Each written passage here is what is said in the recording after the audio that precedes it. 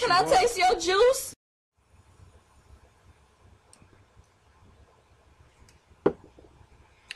Hey folks, P. Basardo. All right, so as promised, the VAMO V5 review. Okay, so that is the box that the VAMO V5 comes in right there. And if you were to open up your VAMO V5 box, your box will probably have a VAMO V5 in it. But see, I've removed mine from the box already. That's why it's not in this box. So there you go. That's the unboxing for you guys. So we're on the 5th iteration of the VAMO. That's what the VAMO V5 looks like. That's what the VAMO V1 looked like. What are the changes from this one to this one? What happened with the V2 and the V3 and the V4? I don't know. I'm only going to be able to show you the V5 and how it compares to this one, the V1. First of all, where did this come from? It came from the fine folks at SmokeTech, not SmokeTech. Okay, and you know, I say that a lot, and people ask me, what are you talking about? SmokeTech is the name of the company that makes devices and cartomizers and clearmizers, okay? The VMAX, the ZMAX, those guys, right? SmokeTech is a vendor. That's the difference. All right, so this came from the vendor SmokeTech, not SmokeTech. And by the way, SmokeTech likes to go by Smoke these days. Now, from the vendor SmokeTech, you are going to pay, depending on which one you get, either $54.95 or $59, okay? What's the difference between the two? The $54.95 is for either the chrome or the gunmetal. The $59 is for the stainless version. Here is a recommendation, okay? I know how the gunmetal finish has worn on this one with very, very little use. I've seen the some of the colored ones. I'm not sure if the V5 comes in colors yet, and I've seen how easily the color scrapes off of there. So if you want your finish to look better longer, I would suggest the stainless because, well, it's stainless. There really is no finish on here. It is a brushed stainless, and the stainless version is the one that I have here to review for you. Oh, and by the way, the last item that I reviewed for SmokeTech, not SmokeTech, was the Lambo V6. They have since pulled the Lambo V6 off their website. And after talking with the folks at Lambo, L Rider has found the same issue that I did. So I guess they took them all back. So I guess that's a good thing, right? All right, so let's start talking about this thing. What is it? It is a variable voltage, variable wattage, advanced personal vaporizer. You want to call it an APV? Okay, that's what we'll call it.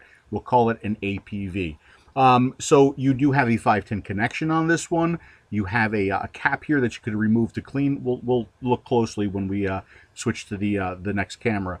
We have a screen on this one. We have an up and a down button. We have a fire button, and we have a couple battery tubes and a battery cap as well. I will say for the screen, they probably could have done a little bit better flush mounting this to the body itself. I did notice that the VAMO 1. The screen is mounted a little bit more flush with the body than the V5 is. Now, you do have a press fitting up here. You have a press fitting over here. However, the battery tubes at that point, a little squeaky there, do come apart. See, a little squeaky, but I'm not upset because it's a $50, $54, $59 device, right? Not $500. So you do get you get the device, you get the cap, you get the control head. You get a battery tube, and you get a bottom cap. Now, with these battery tubes, you have a couple different battery configurations you could use. If you use just the one press-fitted tube, you can use an 18350 and make it a little shorter device like that. If you do use the included battery tube like this right here, you have a choice, okay? You can use an 18650, the longer battery, or you could use two 18350s. And using two 18350s does change how this device performs, much like the VAMO 1. So we'll take a look at that. I am going to do all of the numbers all over again, even though the numbers are extremely, extremely similar to the VAMO 1. We are going to take a full look at the numbers in this review. Let me say this about the batteries for this one as well. Button top, flat top, nipple top. I know button top and nipple top are the same thing, but I do like to say nipple top every now and then. They all fit, they all work, okay? Even the like the longer battery, like the Orbtronic, which is a little bit longer than the AWIMR 18650. This works just fine in it. The two 18350s work just fine with it. You do have a rather large spring in here that is going to pick up some of the slack for the difference in size between the batteries. So there you go. That's a little bit of information about the batteries on this one. All right, so I currently have my Russian on here. Let me go ahead and have a vape, and then we will switch to the other camera, and we will take a closer look at the VAMO V5. Having a vape now.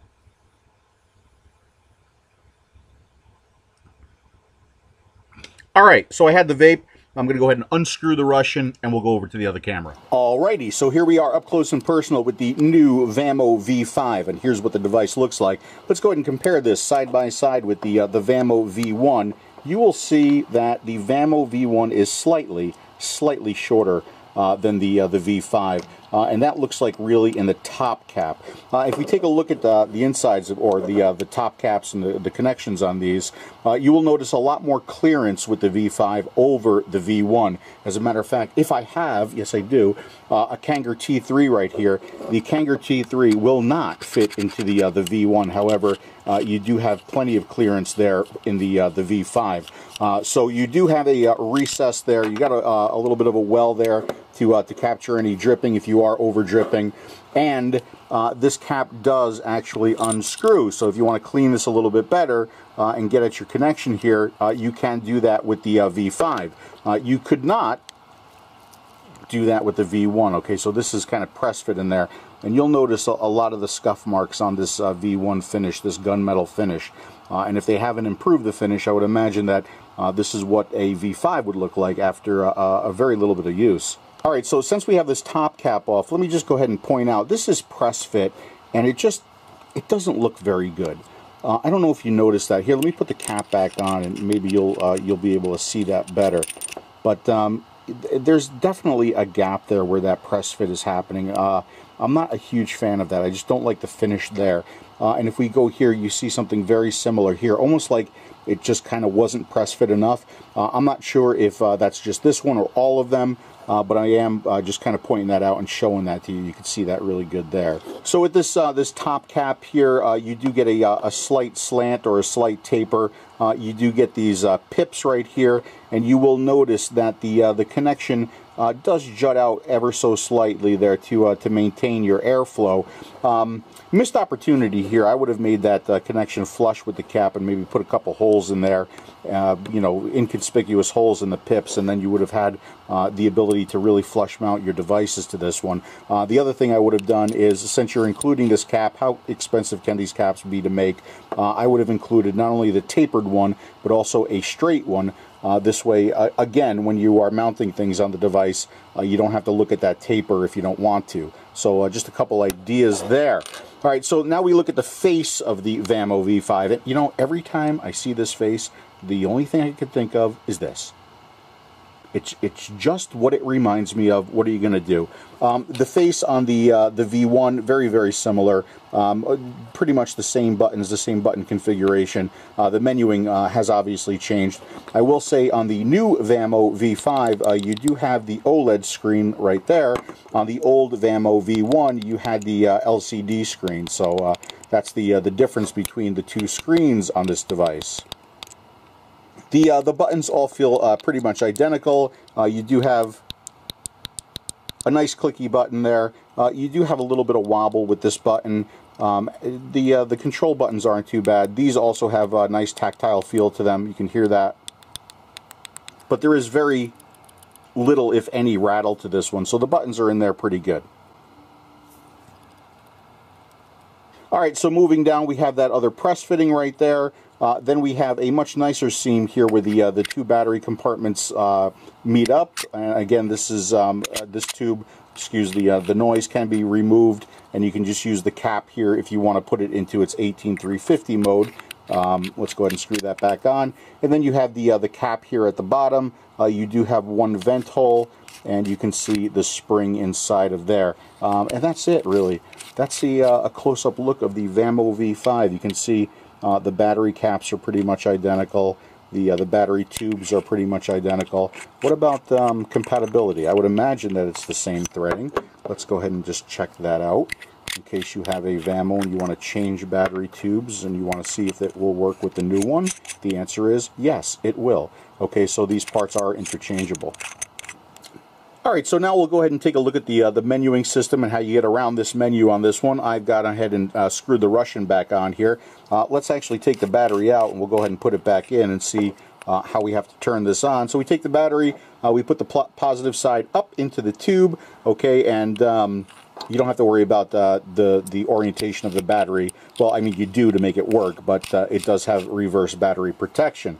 Okay, so when we put the battery in, it is off, okay? So we do have to turn it on, and it's 5 clicks to turn it on. 1, 2, 3, 4, 5, and you get system on and that scroll. You do have to wait for that scroll to go by before you can actually do anything.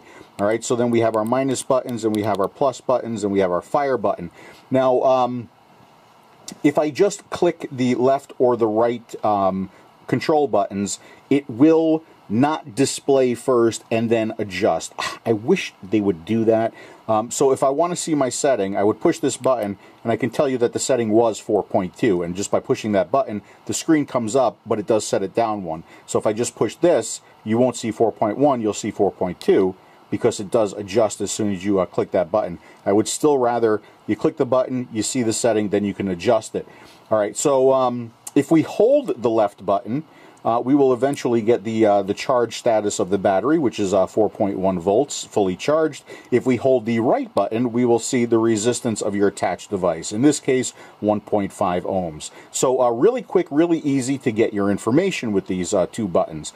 And as a matter of fact, you can just start adjusting, and then you can fire it, and it is firing. You don't have to wait for that to lock in. You can adjust it up and fire it, and it is firing. You don't have to wait for that to lock in. You'll notice when I fire this right now, let's let that screen clear off. If I fire it, it's currently displaying the setting, and we can change that because this is kind of a hybrid system of this menu. You don't have to do the 5-click to get in and out of the menu. You actually hold the two control buttons. If I were to 5-click the fire button, what it's going to do is turn itself off. Okay, so system off. Now let's go ahead and turn it back on now. 1, 2, 3, 4, 5. All right, system on, and now we'll go through the rest of the menu options. Now, when I do power this down and power it back up, or when I change the batteries, pretty much everything gets remembered except what you had the display set to. All right, so let's talk about that now. And we'll go ahead and we will click both of these buttons, and we will hold it, and that will put us into the menu. And then if you use the right button, you will go through the menu options that you can adjust. 1, power or voltage. 2, the LCD display setting. 3, the LCD on and off. Okay, so we'll go to 1, and then if we click the left button, we can switch between the options. Okay, so voltage, power, voltage, power. Let's go ahead and set it for power now. All right, and we will go ahead and click this now. In power mode, you obviously adjust wattage, and it will go from 3 watts all the way up to 15 watts in 0.5 watt increments, and it will round robin when it gets up there. So you'll see 15 back down to 3. Obviously, there's no auto scroll on this because if you hold these buttons, they have different functions. Again, battery charge status and attached device resistance. Okay, so let's go ahead and go back into that menu now, and we'll take a look at the other option, LCD display, and then we can click the left button to see what the settings are, and we can display resistance, battery, or power. And the power, it really should be your setting because that's what you have it set for. The resistance without a CE, obviously the resistance of your attached device, and battery, the charge status of the battery. So if I let that lock in and I click the button now, we will see 4.1 volts.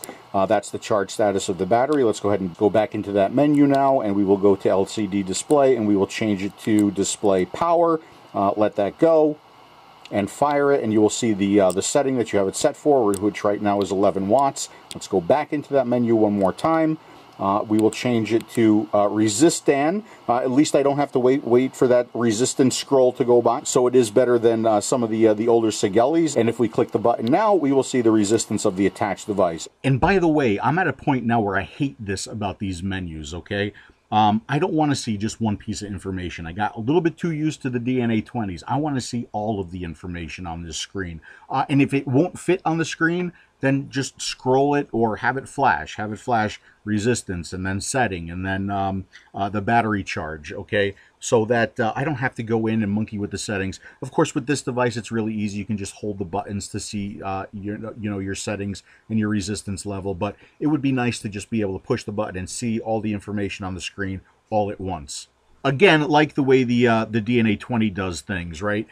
Gives you all of that information at a glance by looking at the screen without having to set that screen to provide you whatever information that you want. It's all there.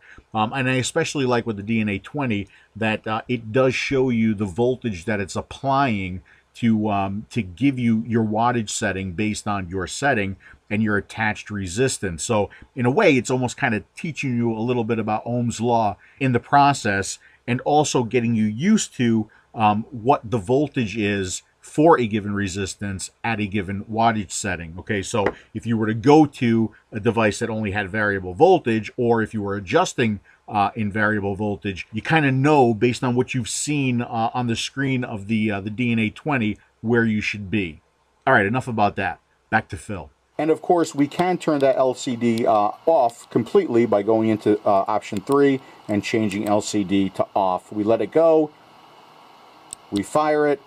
Okay, it looks like it's not firing. That's because we turned the LCD off. However, it is without a doubt still firing. And let's go, we'll go ahead and put this LCD display. We could keep it at resistance, but let's go ahead and switch it to voltage now. All right, so we'll go ahead and change it from power output to voltage output so we can see that. And in voltage mode, we go from 3 volts up to 6 volts in 0.1 volt increments, and it does round robin. So as soon as we get up here to 6 volts, it will go back down to 3 volts. And obviously, if we go in the opposite directions, it will go from 3 volts up to 6 volts. Okay, so there's all the settings. Now, I will say this. When I first started using this, it felt hot to me, okay? Way hot. As a matter of fact, it felt like it was set for mean or average as opposed to RMS. But Phil, can't be, because I've read some of the documentation on the V5, and it only comes with RMS. Not true. Let's take a look. So yeah, I was ready to blow this one in too a little bit, especially after I started doing measurements, but it does in fact have a average or an RMS setting. So if we hold the left button down and we wait a while, so it's showing the charge status right now, and we continue to hold this, what we will get eventually is output mean. Okay, so that's mean or average output. If I hold this button down again, we will once again see the charge status of the battery, and if we continue to hold it, and hold it, and hold it, and this is okay because you're really only going to set this once. Okay, now we have output RMS. So when this came to me, it was set for average or mean. So yeah, when I first got the device and I started vaping it, I thought right away that it's way hot. It's way hot. Started doing measurements, and then I was like just about ready to blow it in and you know, warn people about it. Especially after reading that it only comes in with RMS output, but that's not the case. It does have a mean or average and an RMS setting. Obviously, I have it set to RMS now, so all of the numbers that you will see coming up is with the device in the RMS mode. One thing this device is not is impressively small, like we just talked about with the Wizard Evolved. It is long. Okay, so let's go ahead and put it in a lineup here. We see the VAMO V5, then we see the VAMO V1, then we see a SID, and then we see the Pro Vari in its 18650 mode. So this is a rather long device, okay? So just be aware of that. It may be too long for some people. I mean, it's not that much longer than the original VAMO, and you can certainly put it in its 18350 mode to reduce the length on the device. Of course, you're also going to reduce vape time, but it's a trade-off. But it is a rather long device. As a matter of fact, I said the other night, it's like vaping on a foot long. With the full-size Russian and the tip that I have on there, it comes out to 9 inches. So yeah, nearly a foot of vaping pleasure right there. All right, now some people told me that they had a problem with the pin, the center pin pushing down into the device. I did push on it pretty hard with a pair of needle nose pliers, and it seemed pretty firm to me. But always remember with devices like this, where that 510 connection is slightly raised from the outer ring, don't over tighten your devices onto it, thinking that it's going to eventually sit flush, because if the device you're tightening onto it has a pin pushing into it and you're over tightening, you could run the risk of pushing that center pin in. So just, you know, make sure that you're tight, but you're not like really kind of cranking it, okay? And by the way, I have screwed a whole bunch of different things onto this, and I haven't had any issues with airflow, especially since, well, you have a gap because that connection is slightly raised.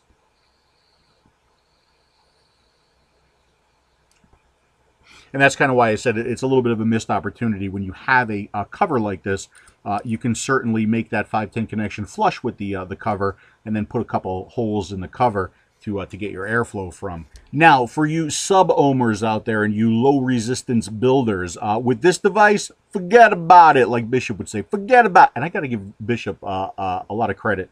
He sat there at that table at VaporCon, and he did nothing but build coils and help people out with their rebuildables for 2 days. I know at like the end of the second day, he was like cross-eyed with a migraine headache. So hats off to you, Bishop. Way to help people out. So anyway, but with this, if I go anything at 1 ohm or lower, I don't have any 1.1s, 1.2s, 1.3s, 1.4s. So I don't know what it does in that range. But at 1 ohm and lower, what it does is it just displays the resistance on here. Okay, and it kind of just like leaves it up there for a little while to let you know that it's too low for it to fire, and it won't fire it. So I have it set to display the setting right now, and if I fire it, you will see that. So 4 volts, and I know that's a little bit out of focus. Let's go ahead and take this Russian off. Let's go ahead and put a K-Fun light on here, and this is a 0.8 build, right? So if I fire it now, you will see it will come up with that 0.8 display right there, and it'll leave it on for a little while, and then it'll shut it off. All right, so there you go. And it's not firing the device, even though it's displaying something, it's not firing the device. As a matter of fact, let's go ahead and take the lazy box. Let's screw this into the lazy box, and let's set the lazy box for 1 ohm. All right, and if I go ahead and fire this, you will see 1 ohm on the screen. All right, and as soon as I change this to 1.5 ohms, like that, we'll go back to voltage, and it's actually firing it now. Okay, so 4 volts. There you go. So sub-ohmers, low resistance builders, this is not for you. And yes, by the way, it does show the same behavior. It does do the same exact thing with 2 18350s as opposed to a single 18650. So still, even with those 2 batteries, it will not fire, at least for me, 1 ohm or lower. Now that resistance too low behavior is a little bit different from a short. I'll go ahead and set this to short the device out, and you will see instead of that resistance, instead of the setting of the device, you will see low load. Okay, so there you go. That's what you're going to see if you do have a short. And I did check the SmokeTech website, and I believe it will not fire anything below a 1.2 ohm load. Okay, so that's the difference. You have too low a load, it'll display the resistance value of that load. If you have a short, it will display low load. All right, so now it's about that time. It's about to take a look at some of the numbers and the tech stuff and the output signal. You don't want to look at this. Just go ahead and fast forward to the thumbs up, thumbs down. Let's go ahead and take a look at the output signal on this first. Guess what? Pulse width modulation. Guess what? The 33.3 chip. There you go. You see it firing at 33.3 hertz down there. This is it set for its 3 volt setting. 3 volt setting, am I right? Yeah, 3 volt setting, and it is firing a 3 ohm load. Here's the nitty gritty. Here's that frequency, 33.3. It hits at a maximum of 6.3 volts. Okay, so you know, that's that pulse width. Some people find this a little bit harsh and not as smooth as a flat signal device. Letting you know that that's what this device is. Let's clear this out. And you can see, by the way, this is in its 18650 configuration, firing at 3 volts, then 4 volts, then 5 volts, then 6 volts. Okay, so you see all it does is the peak remains the same, and it just increases the duty cycle of the wave. Now, if we put 2 18350s in it, it looks a little bit different. So here it is at 3 volts with 2 18650, with 2 18350s. 18650, 18350. Guess what? The peak is actually higher with the 2 18350s. And if we look at the details on this, you'll notice it is still firing at 33.3 hertz. Only now the peak here, the V max is 7.6 volts. So hitting your Cardo or your Clearo or your atomizer with nearly 8 volts in its peak. And much like the other battery, it just adjusts the duty cycle as we go. So 3 volts, 4 volts, 5 volts, and 6 volts. Obviously, it maintains pulse width on the 6 volts because of how high it's hitting. nearly that 8 volts peak. Okay, so that's the difference in the signal between the two batteries. Bottom line, it is the 33.3 chip, and it is pulse width modulated on the output signal. All right, so let's look at the power charts here, or the voltage under load charts. So this is it with the 18650. And again, as always, I have a 3 volt setting, a 4 volt, 4.5, 5, 5.5, and 6 volt settings. And then we have a bunch of different resistances that we looked at. A 1 ohm, a 1.5 ohm, a 2 ohm, and a 3 ohm. You will notice that the 1 ohm bar is missing from this chart. That's because it won't fire the 1 ohm. But the accuracy is really good when it can hit the numbers. So with the 18650, real good here at 3.7, real good here at 4 volts, real good here at 4.5 volts.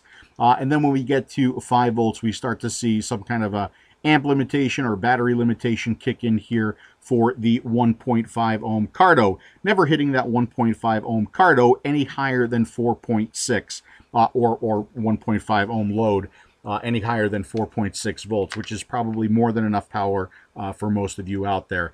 Still here, no issues with the 2 ohm and the 3 ohm. Then when we get up here to 5.5 volts, we start to see the limitation at the 2 ohm load. Never firing that 2 ohm load any higher than 5.2 volts. Again, probably plenty of power for any of you out there. And then no issues with the 3 ohm in any of its settings. Now, if you want to compare this to how it looks running two 18350s, here's that chart right here. So the blue lines are going to be the 18650. The red lines are going to be the two 18350s. And what you will notice here, it is very accurate across all of the settings with all of the resistance levels, even up here, actually firing here a little bit high as well. But man, if you really want to fry something, the way to do it is with the two 18350s, and it is also slightly more accurate with using two 18350s as opposed to a single 18650. All right, so let's clear this out, and now let's look at some of the wattage settings that I set for this. Obviously, these two charts, this is looking at it in its voltage mode. Now let's look at it in its wattage mode. So here it is in its wattage mode at 3 watts. Again, the 1 ohm load, the 1.5, the 2, and the 3. The blue line is going to be the calculated voltage that it should be hitting at, using Ohm's law and figuring it out based on the resistance levels that I used. The red bar is going to be using a single 18650, and then the green bar is going to be using 2 of the 18350s. So you can see here, it hits a little bit high there, not a big deal. We're only off by 0.2 volts, but does a real nice job as far as accuracy is concerned. I would consider this to be pretty good. Then we go to its 7 watt setting. Again, no issues, very close, real nice accuracy. We go to its 10 watt setting. Again, no issues, very good accuracy. And then we go to its 15 watt setting.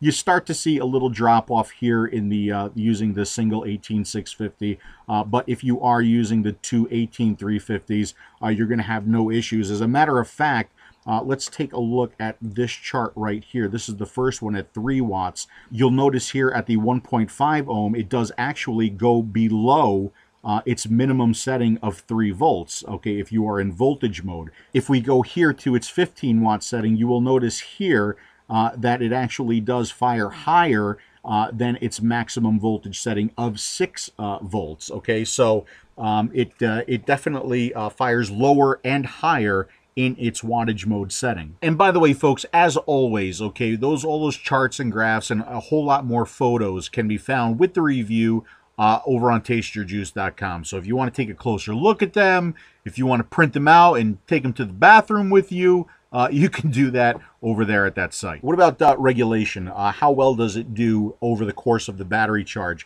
I thought extremely, extremely well. I had no clue when that battery... I had no clue as to when that battery was going to die based on the vape experience. It did really, really well. It was a great vape until I pushed the button and I looked down and it said low V. Not low volume, low V, which I thought was an improvement as well. So then I charged up the battery just a little bit more and I put it on the scope, and here's what you're going to see. The battery's at 3.3 volts. I have it set for 4 volts. I'm firing into a 3 ohm load, and you can see it does maintain. It's looking real good here. I push the button again, and I see low V. So an outstanding job with regulation. So as far as protection is concerned, we've already pretty much talked about everything. You do have low voltage protection, you have short circuit protection, you have reverse battery protection. Okay, that's a lot of talking. Let's have a vape, and then we will do thumbs up, thumbs down. Touché, Senor Pussycat.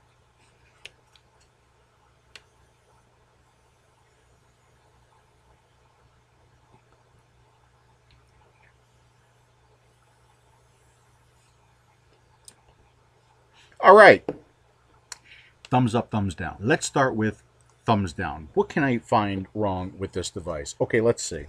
Let's go through everything. First of all, the press fittings. Okay, I think they could be done a lot cleaner than the way they are being done. So there's that. The 510 connection being raised up from the top cap, even though this top cap could easily have holes in it, and you get a nice flush mount. There's that. The slight taper to the top cap. It would be nice if it came with a tapered top cap and a flat top cap. I think that would be cool. There's that.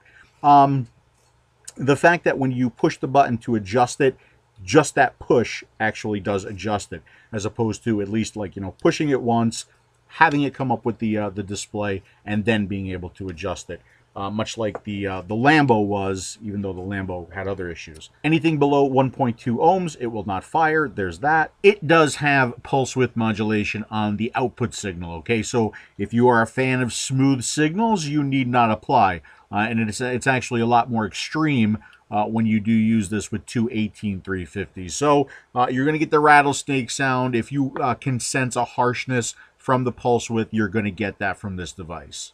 And then finally, it's long. It's a very long tube mod, okay? So you have to be ready for how long this is. Of course, you can run it in its 18350 mode. All right, so thumbs up now. Thumbs up on the VAMO V5. I think the look is good. I'm happy with the look. I mean, it's, you know, it doesn't look horrible. It's not the sleekest looking thing out there. They did try to sexy it up a little bit here with this top cap. The fact that it comes off allows for easy cleaning. That's a thumbs up. You got plenty of room for your recessed devices. That's a thumbs up. You have the OLED screen on this now as opposed to the old LCD screen. That is a thumbs up. I like the fact that the screen is horizontal, okay? So it's not like I'm twisted and tilting to see the screen. I like that. Very, very easy to adjust and get your information out of this because of the 3-button configuration, which is nice. You do have 3 different battery configurations for this: the full 18650, the single 18350, or the two 18350s. And I do like the finish of the all stainless as opposed to the chrome and the gunmetal, which have been known to scratch up. Not sure how they are with the new V5 version, but I can tell you for sure that the old V1 version definitely scratched up easily. So all in all, if you are not interested in doing any sub-ohming or low-ohm vaping, if you're happy with your Cardo, your Clearo, your Atomizer, or if you have builds that are 1.2 or higher, this continues to be a very good feature-rich, value-priced device. Okay, you do get a lot of bang for your buck with the VAMO, and it will continue to be a device that I would recommend to anybody looking to step up and you know, maybe come off of an ego or an ego twist. You know, they want maybe a little bit more power, they want you know, more battery life, they want a screen, just a lot of value for the money with the VAMO. Now, just to wrap this up and state what I think is kind of obvious, if you have one of these, the VAMO V1, you already pretty much have one of these, the VAMO V5, okay? Because the battery configurations are going to be the same, the settings are going to be the same, the power levels, the battery configurations, the 33.3 frequency output signal, all pretty much identical to each other. You're going to get maybe a better looking device. You're going to get more clearance on your top cap. You're going to get a better screen. You're going to get some more menu options. But don't think that if you run out because you have one of these, and you run out and you buy one of these, you're going to notice an improvement, because truth be told, you won't. So anyway, there you go. That's a look at the VAMO V5. There it is, the VAMO V5. I hope you found some of that information helpful. As always, you guys, thank you so much for watching, and I'll see you again soon.